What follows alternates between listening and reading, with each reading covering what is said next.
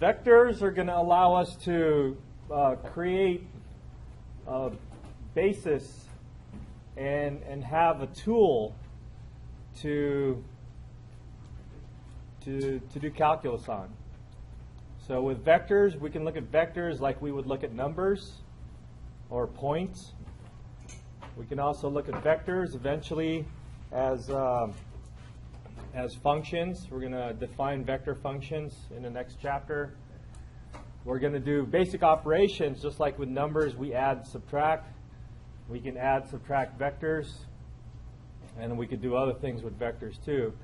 The idea about multiplying vectors is a little bit strange. And then for today, we're going to talk about scalar multiplication. But there are two other products that involve vectors, and those are some things that we could talk about next week. There's a dot product and the cross product, and some of you guys have probably heard of some of those, and we'll talk about those vectors later on. For today, I think the idea is just to get used to some basic vector operations. So we'll look at vectors in 2D, and then we'll stretch them out to 3 dimensions, and then take a look at the geometry of adding and subtracting, and then the algebra of adding and subtracting, and scalar multiplication as well.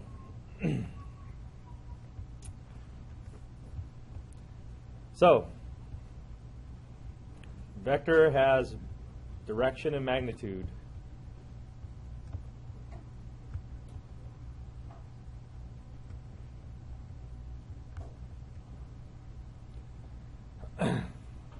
So one way to think about a vector is an arrow.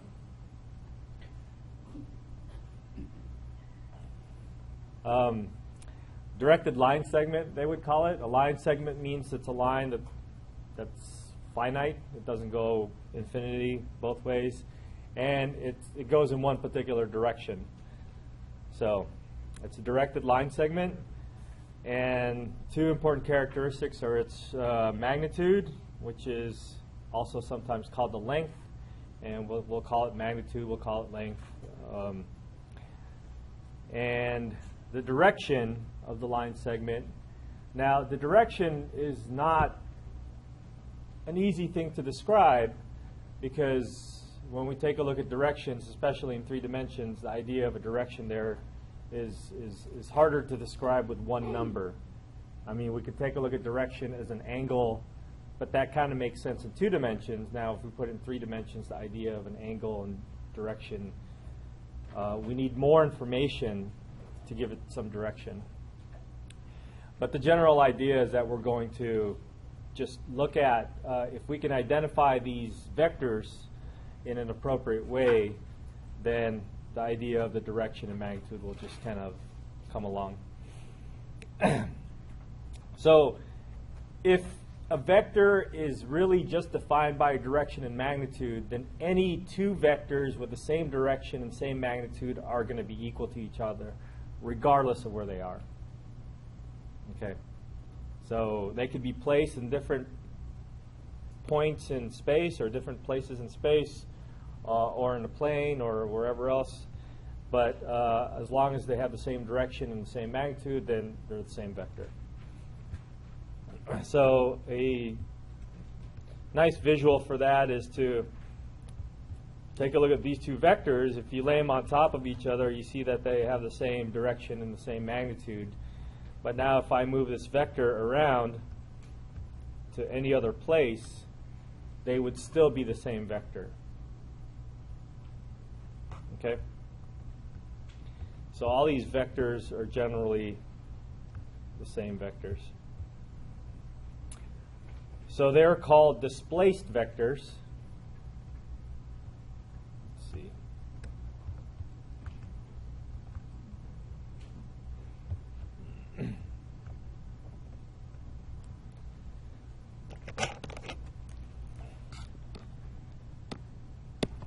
Uh-oh. That pen doesn't work.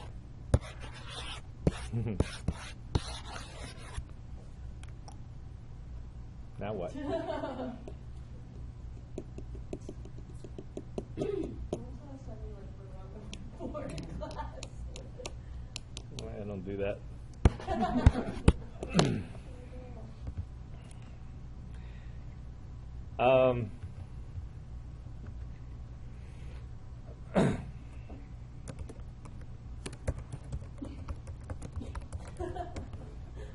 So this is an example of a displaced vector, and then usually it's important for us to describe vectors whose tail is at the origin, and sometimes we call that a vector in standard position if the tail is at the origin.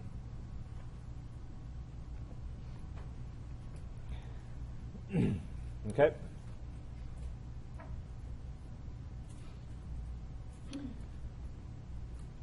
And I think I mentioned head and tail, the idea of a head and a tail.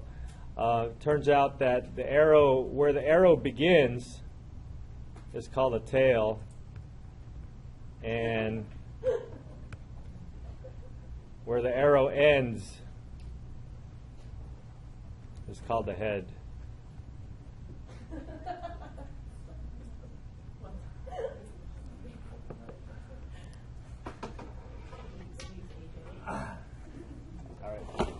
So I think what happens is that if I don't reboot my computer before class starts, then there's some funny things that happen where my pen doesn't work, and I'd have to reboot it.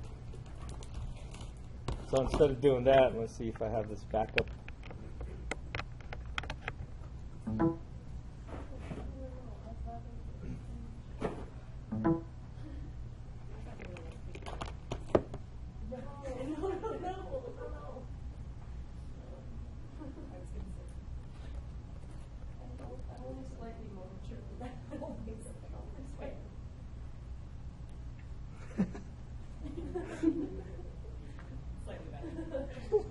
Can't really tell my handwriting when I'm using the trackpad versus what I'm actually writing on. All right, so those are some basic vocabulary for vectors, and just remember that when we have a vector, it doesn't matter where the tail of that vector is, where that vector begins. As long as it's pointing the same direction as another vector, then we would consider it to be the same vector. So the other important part of vectors is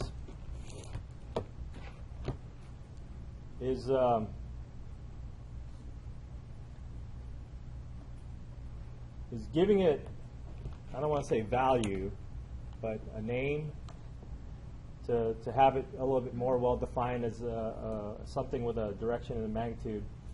And usually, if we have something in standard position, that means the tail is at the origin, and the head is going to be wherever the arrow is pointing. So in this case, the arrow is pointing where? At the point 2, 1, right? So this vector, we would call this vector, and here I guess would be a good time to establish notation. In the book, they use boldface, usually lowercase letters, to define a vector. But of course, when you're writing, you don't want to have to write your V several times to make it look boldface. So another way to write the vector is V with a little arrow on top, and that would mean that this is a vector. So for us, it's going to be important to make some distinction, because a vector is something with a direction and magnitude, but when we talk about just a number, a regular number, a number is not a vector. So we need, if we're going to call that a variable, we want to make sure that that looks different from what we're calling a vector. And in the book, another notation that they use is they use these brackets. I don't know, people call them alligator brackets, or greater than or less than brackets. So when you have these vectors, when you put in a vector answer in WebAssign, you would need to use these brackets, these special brackets, to denote that you're dealing with a vector. Okay, you probably saw that already in your lab assignments. For me, though, I don't really care whether you use a bracket. In other programs, they use a square bracket. For me, I'm good with just using a regular parentheses. The only thing about using a regular parentheses is that we use regular parentheses to denote points. Okay, so we can really just look at a point as a vector from the origin pointing to that point, right? So it's really the same thing. So for me, I'm okay with using parentheses. But just to warn you, when you guys are doing stuff on WebAssign and they want a vector, then you have to make sure that you write it as a vector. Also in Mathematica, they use curly braces. Not that this is going to matter to us, but when we're dealing with vectors, they're sometimes seen as curly braces. In MATLAB, they use square brackets.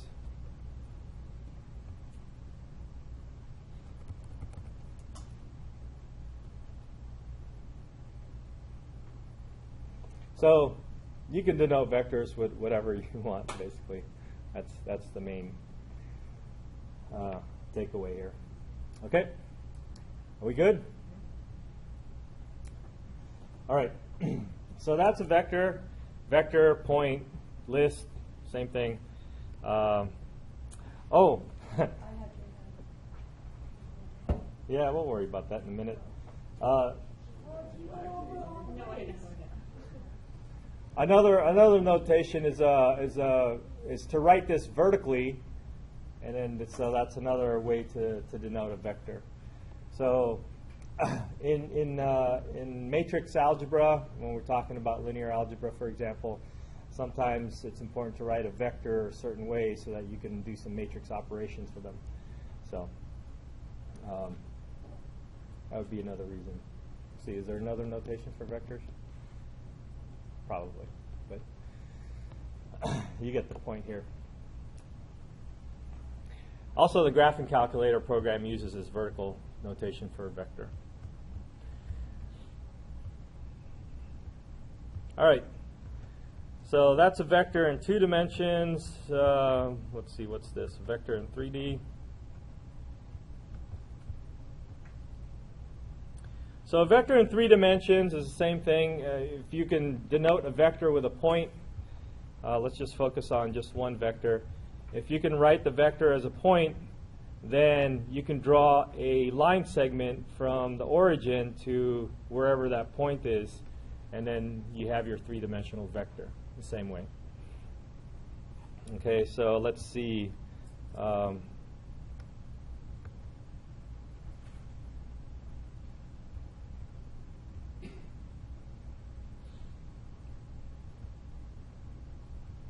Is that something readable in your picture? Prefer to take a static picture of that? Yeah, sure.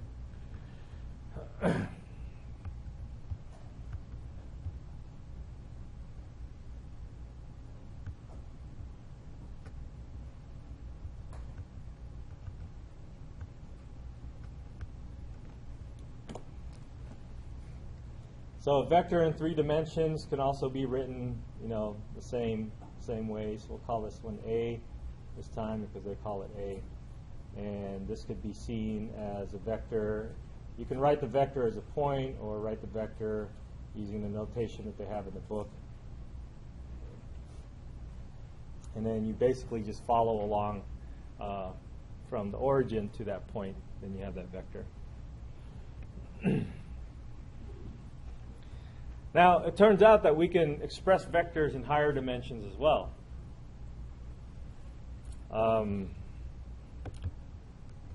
Is there an example?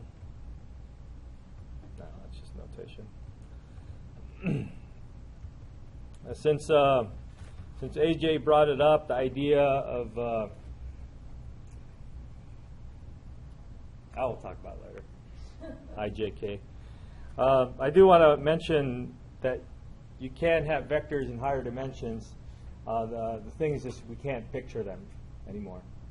Because we, as three-dimensional beings, can only picture three-dimensional things. And we can also, fortunately, be able to picture dimensions that are less than 3. We could look at a piece of paper and say, oh, that's a two-dimensional thing. And we can look at a line, a string, a wire as a one-dimensional thing. And we can see things in 3 dimensions because we can observe things that are front, back, left, right, up, down. Now, a 4th dimension is something that we can't visualize anymore because we need another set of directions. You know, we can say front, back, left, right, up, down, but a 4th dimension can be some other thing that we can try to describe physically or mentally or whatever, but we're not going to be able to visualize that. What? Mathematicians will always find a way to still calculate those things. Oh yeah, I mean there's still value in calculating things at higher dimensions. Just because we're not able to visualize it doesn't mean it's out of reach. We can still do calculus up there.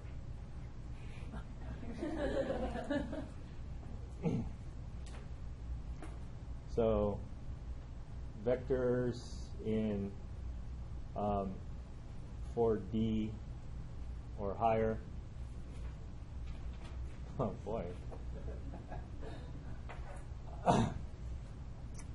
We can, it doesn't have to be something physical, right? It doesn't have to be something that we can visualize. It could be something that we can conceptualize. As long as we can think about it, we can have a vector in higher dimensions. And the vector that I always like using as an example in higher dimensions is your grade. Your grade can be a vector. So an example of a vector of a higher dimension would be your grade vector.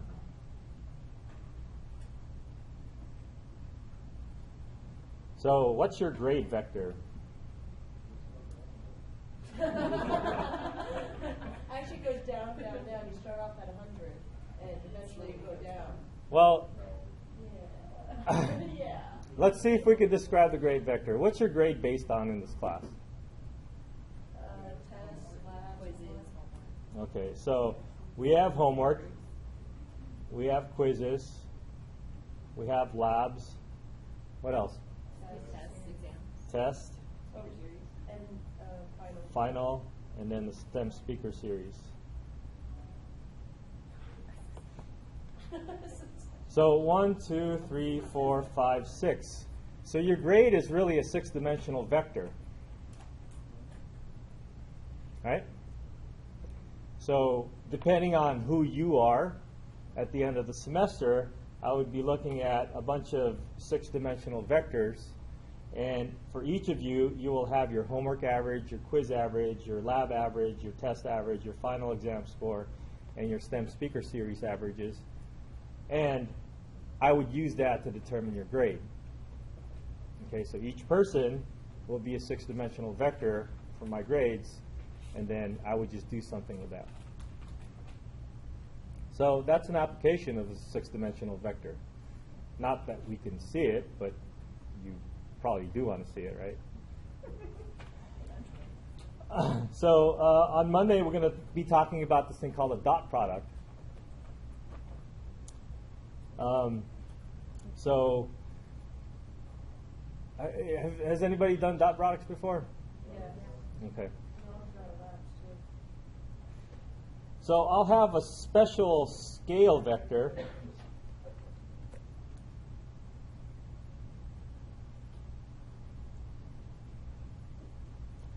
that I'll call my scale.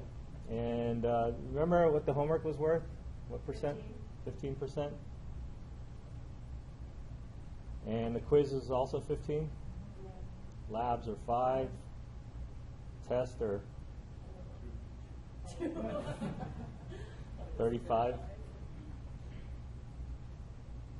Final is, forgot what that was. What is it? The STEM speaker series, and then whatever's left. So what's left?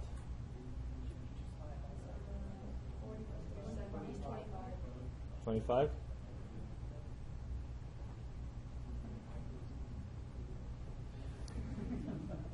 So I have what I'll call my scale vector, and to figure out your final grade, I would just take the dot product of these two things, and then that's going to give me your overall score. Okay? So at the end of the semester, when you ask me, well, how am I doing in this class, I'm going to say, I don't know. Figure it out yourself. Use the vectors. Okay? How does that mean? That means you got to find your average for your homework exams, your quizzes, your labs, your tests, and your STEM speaker series. And then maybe you want to keep your final exam as a variable f. Do the dot product and figure out what you need your f to be to get an f. I mean, find f to get more than f. So you could figure out what you need to get an A, a B, a C, etc. by figuring out your grade yourself without my help. Do we get extra credit if we're figuring that out? No, because I don't care. So that's how a vector can be used in higher dimension. Doesn't necessarily mean that we can, you can see it, hold it, touch it, or anything like that. It's something conceptual. But also we can take a look at, have you guys heard of time being the fourth dimension? Okay, so that's one special application of a four-dimensional vector. It's not necessarily always the case. Just because you have a fourth dimension doesn't mean it's automatically equal to time. Okay, it can be. Could be a lot of different things. All right, so I think the notation was already covered here. V with an arrow on top. So let's take a look at addition. So now that we know a little bit about vectors, let's take a look at some of the operations that's used in vectors, starting with the vector addition. There's nothing there. There it goes. So a vector addition, I can't hide the W here.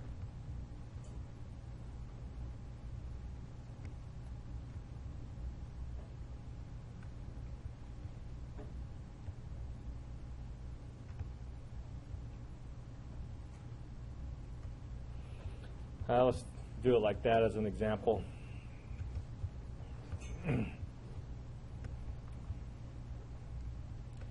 So geometrically, a vector addition is combining a couple of vectors and making a third vector out of it. So the first vector here that we're adding is, let's say the first vector is u. This is u right here. U is equal to, let's just say it's 2, 1. Let's put it here. Negative 1, yeah. 2, negative 1. And then we have a vector v that is equal to, now if you look at this vector v, you have to kind of look at it as if it was, it's displaced, right? So if we want the value for the vector v, the actual values, we want to take that vector and move it back into standard position. So let's take that vector and let's move that vector back into standard position. Whoa. Where'd my vector go?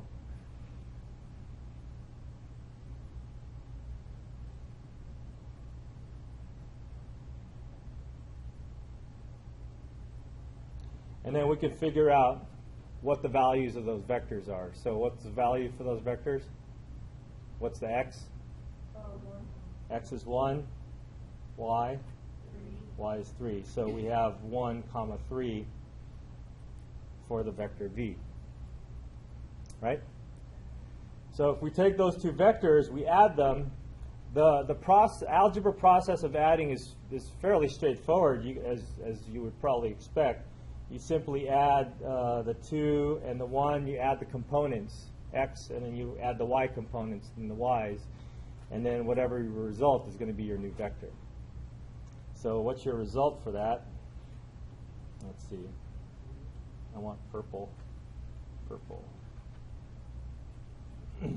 Oh, my blue went away.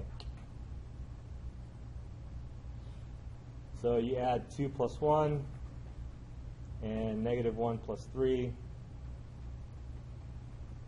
So it's 3, negative 2, positive 2. Okay?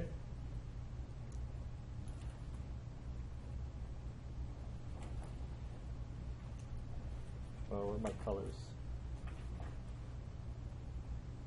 So this vector, oh, it's already there. So the vector 3, positive 2 is going to be the new vector. And one way, geometrically, one way to think about that is that it follows a path where the tail of the first vector and the head of the second vector is going to direct you to the new vector, the head, the tail and the head of the new vector. Another interesting thing about this combination of vectors is that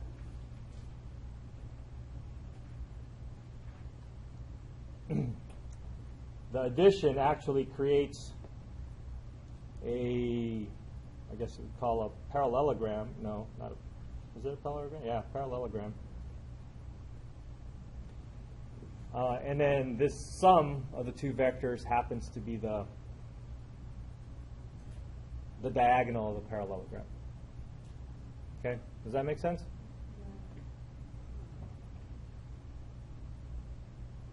So that's the idea behind the vector addition.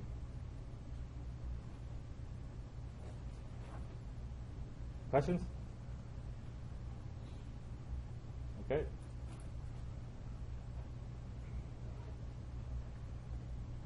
A couple of faces are a little troubled there, like their eyebrows are furrowed.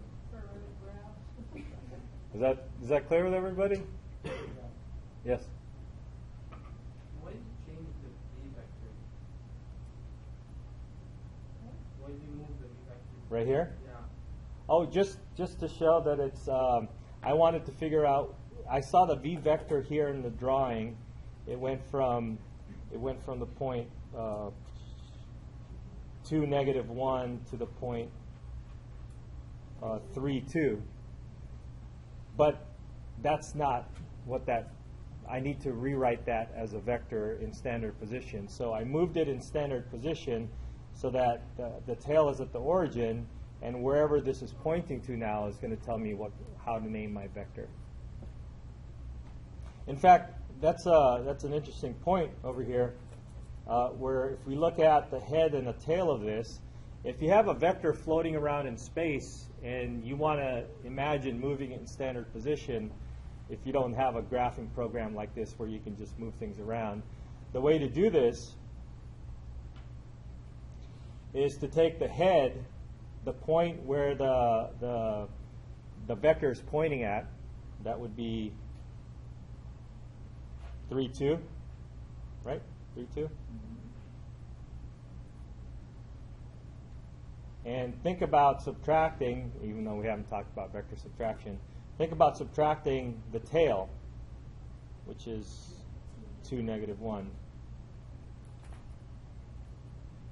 And if you do the subtraction, 3 minus 2 is 1, 2 minus negative 1 is 3, then that's how you can get it as well. So if you want to try to resolve the vector, if you want to try to figure out what that vector is in standard position, you simply got to think about the head minus the tail. And then if you know where the head is and the tail is, the positions of the vector, if you do that subtraction, then you can, it's essentially bringing this back to standard position. Okay? So this can be done in 2 dimensions and easily extend to 3 or higher dimensions. You can add vectors. Questions? All right, so that's vector addition. Subtraction.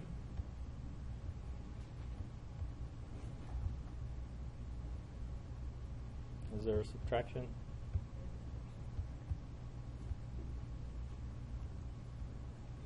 Oh, they're using the same thing, and then they're calling it subtraction. Maybe I'll just make up my own screen. So when we talk about subtraction, maybe I'll type this out.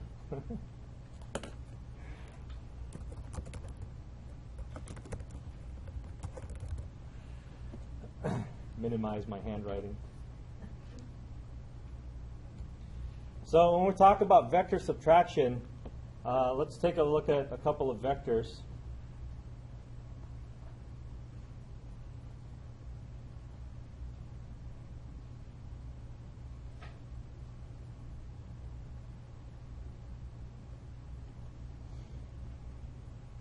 Let's see.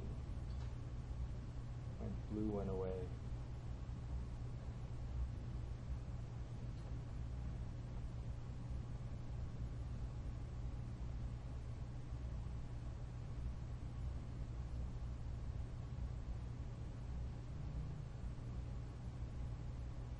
No.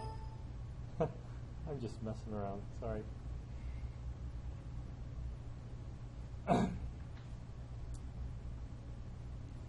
So if I have two vectors and I decide I want to subtract them, geometrically, how's that going to look like?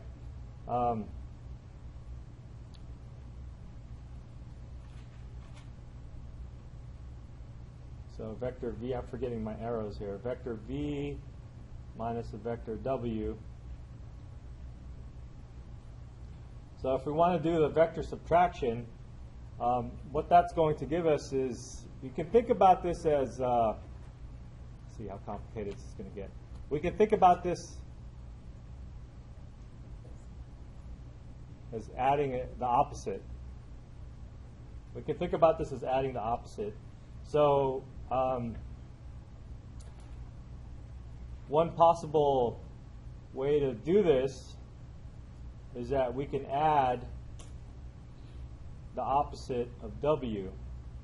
So if we take our vector w, make it go the other way, and then add it to v, then maybe that's the same thing that we're going to get. So let's go through that work and see what happens.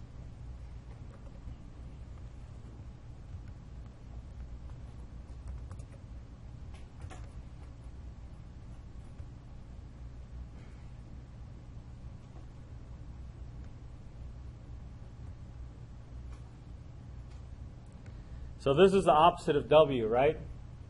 I don't quite want it to go there. I want it to go from here, because that's the whole idea behind the addition, right? You start with v. You start with v, and then from the head of v, you're going to attach the tail of the next thing that you're adding.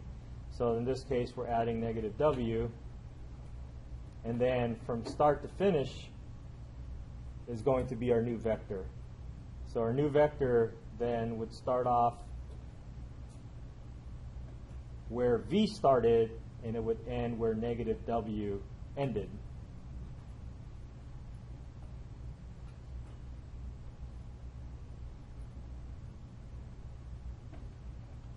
Okay? So that's one way to picture this. But sometimes that's a little bit more complicated, because we have to go through that idea now of making a vector go the opposite way. So sometimes it might just be good to take the two vectors that we're talking about and then try to draw that new vector from there. And what happens is that if you look at how that new vector is obtained from the two original vectors without making one go the other way, then we see something kind of interesting here. So if we label these appropriately, like this is supposed to be your vector v, and this is supposed to be your vector w, then you have the new vector v minus w as connecting the two heads of those two vectors. Starting with this track D. Right, 'cause the direction will matter. The direction matters, right? Because this is a vector. A vector has magnitude and direction. So the direction does matter. And it turns out that when you do a vector subtraction, it's going to be the first vectors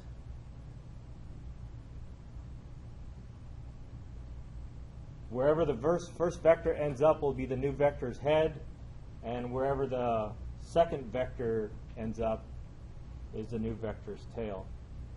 So subtraction is the head minus tail business again. So you can identify the head, identify the tail, and then you have your new vector. Okay? And the algebra here is just the same. You subtract component-wise. Does this make sense? Good? All right. Okay. So that's vector subtraction.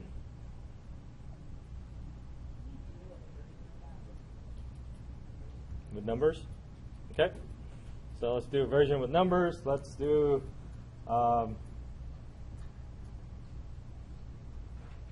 just as another example, it has nothing to do with these vectors because these vectors look like they might be different. So let's say we have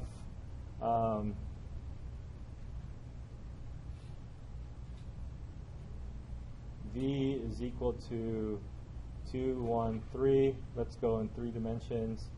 And W is equal to 1, negative 4, 0.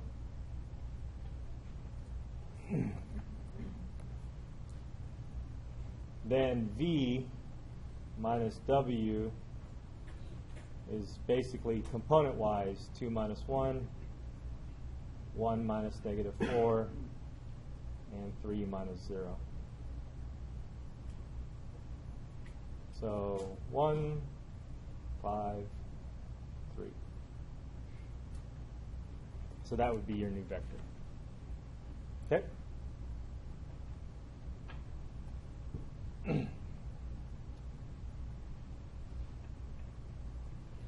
Questions? All right.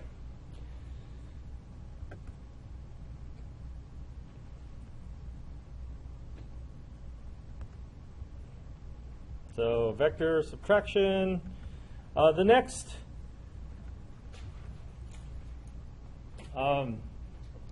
thing is called scalar multiplication, and we could start off with this vector.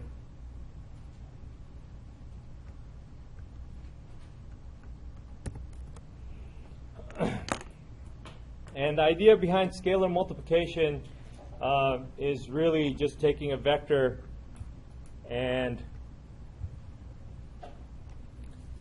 multiplying it by a scalar. What's a scalar? It's a magnitude. You can think about it like that. It's a number. So I guess I should have made this clear earlier, but a scalar is simply just a number. And we start using the word scalar because we want it. We don't want to say real number, or we don't want to say just a number. So we use another term called a scalar. So basically a scalar, that's AR, right? Scalar.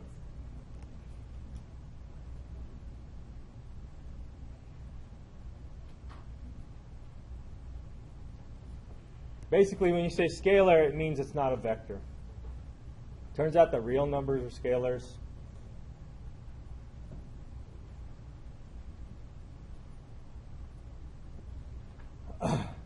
But it also turns out that complex numbers are also considered scalars because they're just numbers, albeit that they have an imaginary part, but it's still a number, and so that can be considered as scalar. Now, we're not going to go into complex numbers in this class, so don't need to worry too much. But it's still considered a scalar. So when you see the word scalar, that just means it's not a vector, because that's when we want to start making distinctions between a scalar and a number. So let's do an example first, and then we'll take a look at the geometry behind this. But if you have a vector, 1, 2, 3, and then you have a number, And usually when they start dealing with vectors and they start using the notations for vectors as v with an arrow or boldface or whatever, they start to use Greek letters for scalars. But let's say we have just a scalar. A scalar multiplication here is just multiplying the scalar times the vector. And it might seem obvious, and it kind of is, because all we have to do is we take that number and we multiply each component by that number. So when you scale it, you get 5, 10, and 15. So that's an example of a scalar. Now, geometrically, what actually happens to that?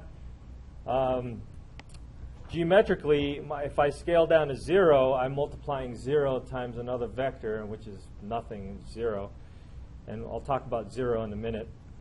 If I multiply this by 1, then I'm essentially multiplying a vector by a scalar 1, which is not going to change the vector.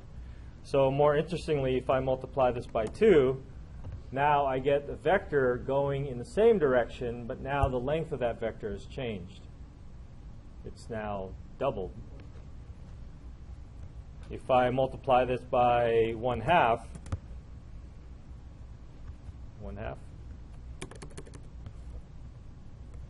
uh-oh.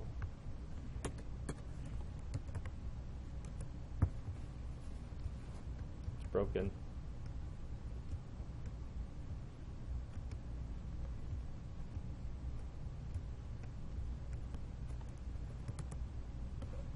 Oh. Bummer.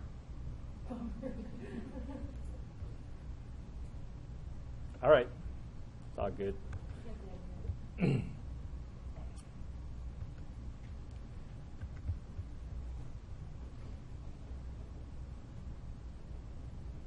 So as long as you're going in the same direction, if you're talking about scaling this, it just means that you're going to stretch it or shrink it depending on what you're multiplying it by. But not only that, at sometimes it might be important for us to have the same vector but going in the opposite direction. So when you have a vector going in the opposite direction, you're essentially scaling it by a negative scalar, right?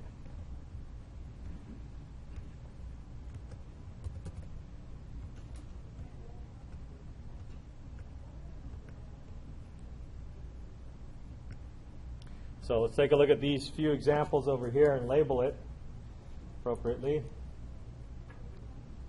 Like this one would be maybe 2v. This one would be 1/2 v, and this one would be negative 1v. So those are some of the things that you can do to scale it, change the length.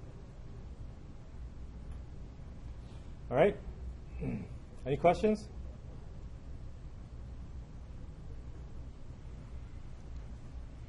So because we're dealing with vectors, and vectors have direction and magnitude, it seems like the length is going to be important for us, despite what people say.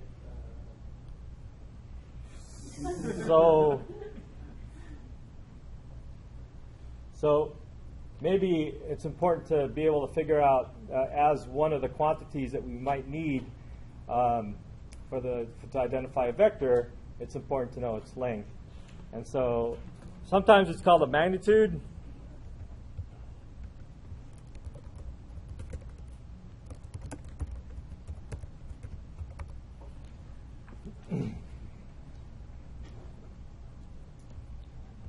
And if you have a vector in two-dimensional space or three-dimensional space, we can figure out, if you have a vector, it's just a line segment, right?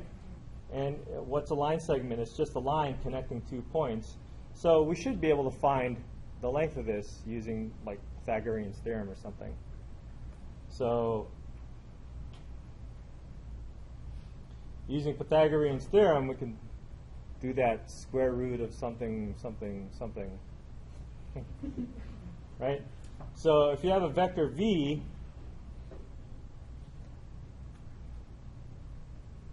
and let's do this in 3 dimensions. If you have a vector v that has like the values x, y, z in each of the components, then the notation for length or magnitude is traditionally given by double bars. And that is just the square root of each of these things squared, basically the distance formula.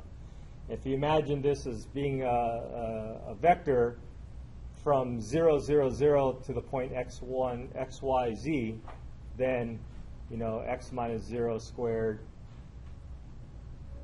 plus y minus 0 squared plus z minus 0 squared is going to give you the length of that vector. Okay? What's cool about this is that this can be extended to higher dimensions and lower dimensions. Now, in 2D, it makes even more sense to us because that's how we learned about Pythagorean's theorem. But let's imagine what this looks like in 1 dimension.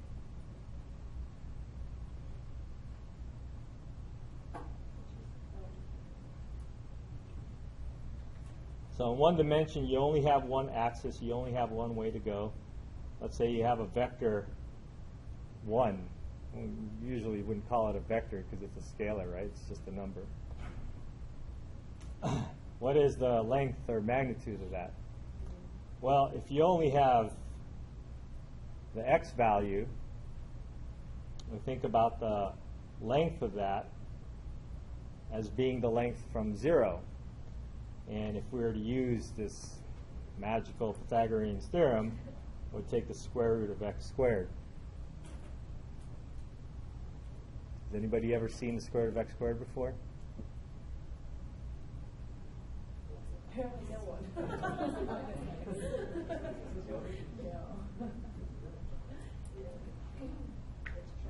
Really? It's just x.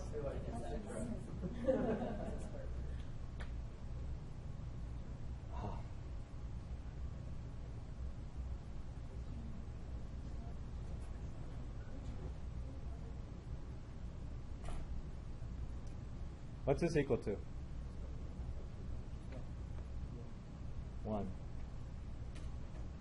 Now have you seen the square root of x squared? Really? What is it? Parabola? No. It's the absolute value.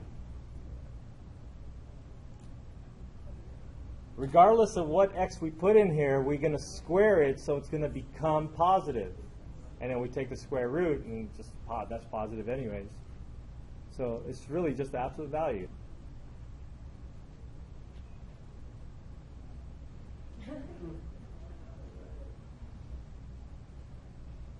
Okay.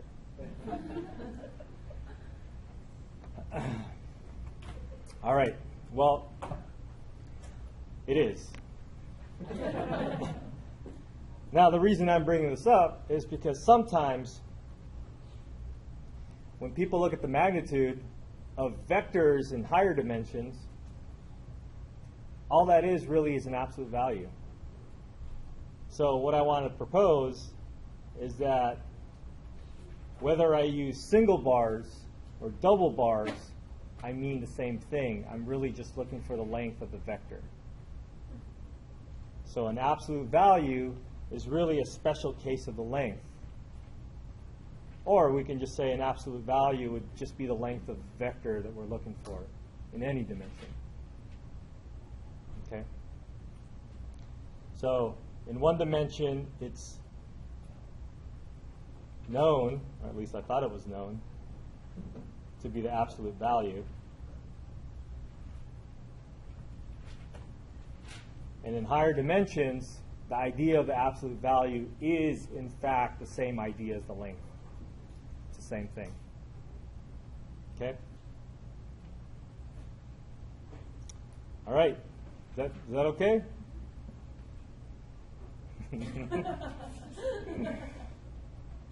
There's half the people that said yes, and then the other half no.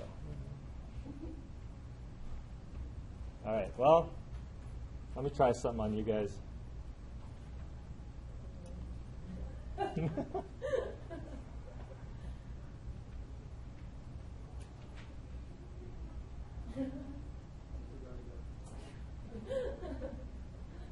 So in higher dimensions, let's say your grade, I can define a length for your grade, right? Let's say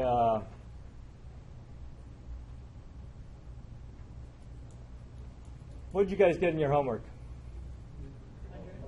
100%. And your quizzes? 100. No. No, really. 6 out of 10.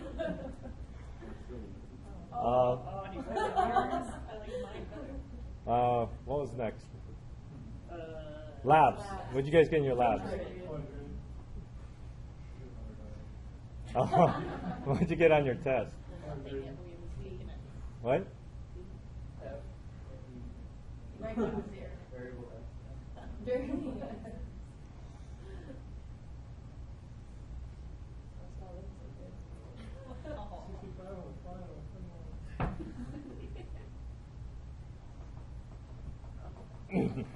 All right. So this is your vector. What if I asked you for the length of this? Yeah, it's just square root of all that junk squared. So it turns out. Yeah. So it turns out that this formula, this by the way is called a Euclidean length. There are other lengths that we can define for different scenarios, but in general, a fallback to as a measure of length would just be the Euclidean length, which is essentially taking each of the components, you square it, you add it, and then put it all under a square root. So, do I need to write all this?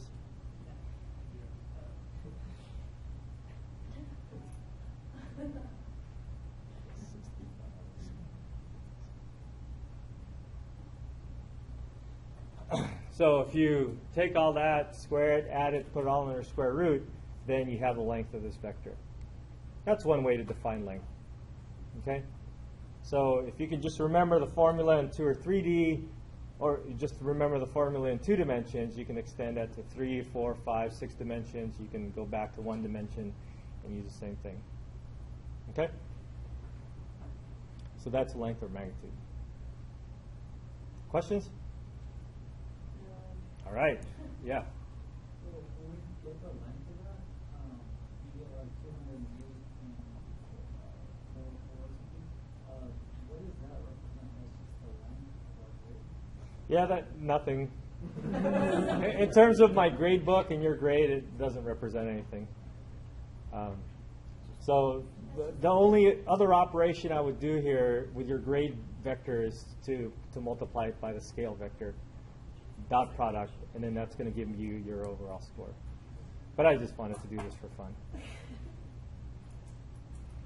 is that the answer we should have given you on the first day when you asked us to explain turning a grid? No. So we know for next time. Scale. All right. Well, sometimes, a vector has direction and magnitude, and there are going to be some times where all we really care about is the direction, and we don't care about the length. So there are times when we might be interested in normalizing the vector, or maybe you have a specific direction that you want to go to, and you want your vector to be of a specific length. Let's say I want my vector to be of length 5, okay, going in some particular direction. So let's see how we do that. Let's do another example where we're taking a vector. And let's do v equals, just do 1, 2, 3. So let's say we want another vector, a new vector in the same direction, but has length 5. So vector W, same direction.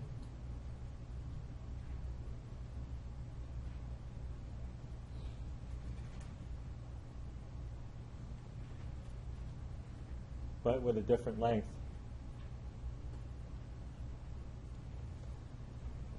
So what do you suppose we do here? We could take that vector and multiply it by 5, right? Is that going to be correct? No. So what do we do? Okay. So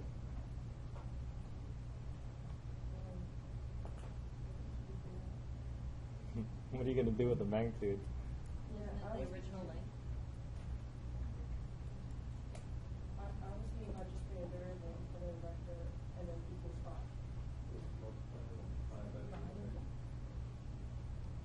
This says magnitude, right? I'm not entirely sure. So the magnitude of this, what's the magnitude of this? 1, 4, 9, 14? Root 14? So the magnitude of this vector is square root of 14. And if we had multiplied this by 5, we would multiply magnitudes by 5, and then we have 5 root 14, which is clearly not equal to 5. So what are we going to do with this magnitude? Has anybody done this before? No. Yeah? Can you just put a variable in front of or behind 14 and then set that equal to 5?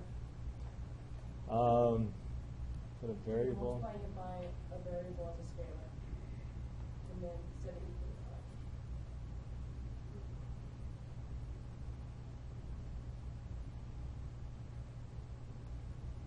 And then solve for it.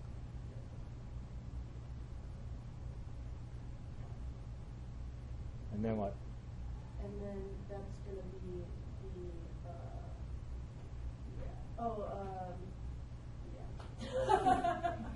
You were there. You were there. Brian? Multiply that by b, right? You lost your chance. You divide the vector by the magnitude and then multiply it by Okay. You guys hear him? multiply the unit vector by 5, right? You multiply unit vector. What's a unit vector? We're doing this without that. Yeah, we're doing this without it. All right. Well, Brian's got the general idea. He was thinking what I was thinking. AJ was thinking something else, adding more algebra. But the process, her process of thinking is exactly going to lead us to what Brian was saying earlier, which is to divide by the magnitude and multiply by whatever you want to scale it. So let's go with AJ's thought for now, real quick, and finish this up. So if you want to scale this to have magnitude of 5, then you would actually multiply this by alpha. So if you take your v vector and then you multiply it by alpha, you get 5 over root 14 times 1, 2, 3. Right? So this is kind of tedious, but let's work it all out. Let's multiply this through like we would in a regular scaling procedure. So that's 5 over 14, 10 over square root of 14, and 15 over root 14. And so this should have length 5. Okay? So if we were to take the magnitude of this, we should get this to equal to 5. So you would square each one, add them all up, take it under their square root, and can you just trust me and say this is actually equal to 5? Yes. You can do the work. You should do the work to see it actually equal to 5. Okay? So dot, dot, dot.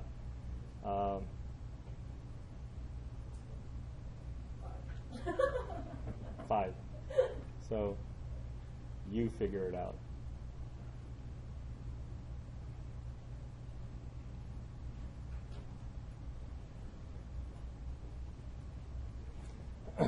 So this was AJ's idea, which works, right? But now going back to Brian's idea, he said something about a unit vector, and the idea about studying unit vector is actually going to be important for us. And what we could do is to, the first step is still important. Jessica said we would take the magnitude. I said, for what? I don't know. So take the magnitude of that. So we find the magnitude, and then you take your vector v, and you divide by the magnitude of v. And now what you're going to have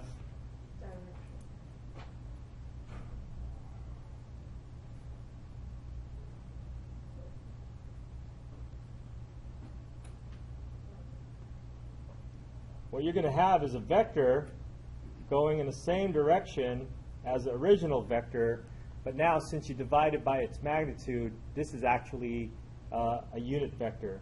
A unit vector, that means it has unit length.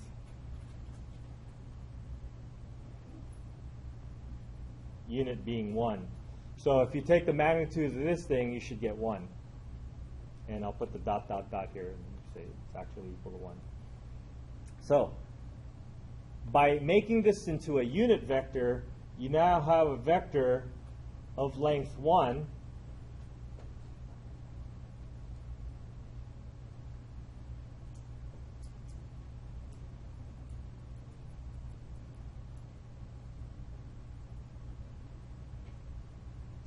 Now that you have a vector of length 1, you can multiply this by any length you want, and then that new length is going to be whatever you multiplied it by. You can scale it by any number now.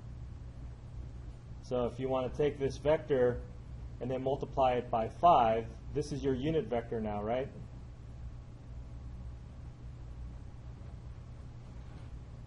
And then scale it by 5.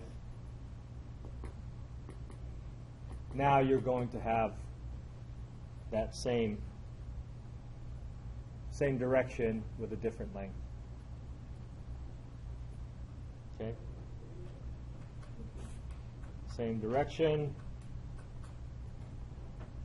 Now it has length 5.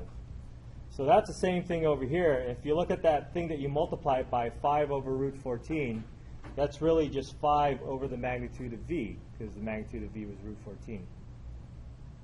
So if we need to, we're going to need to find a unit vector more often than scaling it to a specific size. But if we need to, we can make a vector into a unit vector going in the same direction. And you could do that just by dividing by the magnitude. Okay? So to make any vector into a unit vector, just divide by its magnitude. All right? Let's see if I can give you one more idea to think about. Is this clear? All right. So one more idea. Let's say you have a specific vector going in a specific direction. You don't know what the direction is, but you know something about its angle, the angle of inclination it's called, from the horizontal. So is there any way to figure out what this vector is? We'll call this vector v. Any way to resolve that vector, to find the components of that vector? Yes, there is. So what you could do is you can put that vector in standard position, and then in standard position, you simply need to know the x value and the y value. Right? So I have a triangle. It looks like a right triangle, and I have an angle. Can you tell me what x is equal to? Oh, maybe I need to tell you one more thing. I need to know how long that vector is. So let's call this vector, the length of this vector as the magnitude of v. So back to my question. What is the x component of this vector? It's magnitude of the cosine theta. So adjacent over the hypotenuse.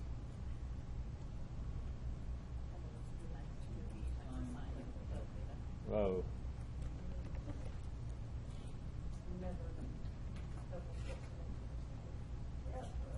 So here now we've resolved this vector, and now we have the components if we need to work with this vector, if we need to scale it some more, if we need to do something else with it. Okay? All right, so that's a quick way to resolve a vector if you knew the angle of inclination. This works well for 2 dimensions, but if we go higher dimensions, again, that whole direction idea is going to be a little bit stranger. All right, I think we're good. So you have some homework due on Sunday. Good luck with that. See you guys.